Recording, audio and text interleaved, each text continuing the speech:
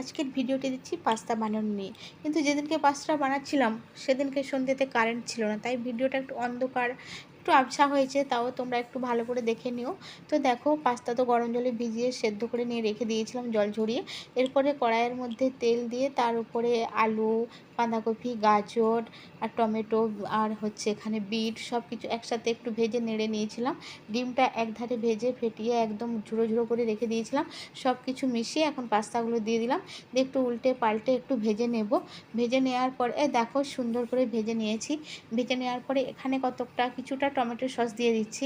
যেহেতু টমেটো সসটা একটু বেশি ভালো লাগে খেতে, সেই জন্য সসটা এখন আপাতত দিয়ে দিলাম।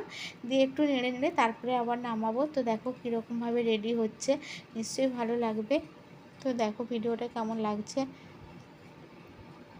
বন্ধুদের জন্য সুন্দর সুন্দর ভিডিও নিয়ে আসার চেষ্টা করি। তোমাদের কেমন লাগে অবশ্যই তোমরা জানাবে।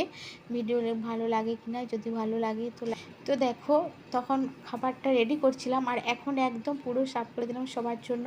প্লেটে প্লেটে দিয়ে সুন্দর করে সাজিয়ে নিয়েছি। রাত্রেবেলা গরম গরম পাস্তা, দেখছো ধোঁয়া উঠছে। আমি একটুখানি হলুদ, একটু লঙ্কার গুঁড়ো দিয়েছিল বলে কালারটা এসে গেছে।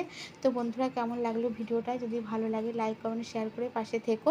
আর তোমাদের জন্য অনেক অনেক ভালোবাসা রইল। সবাই ভালোবাসা পেয়ে ভালোবেসে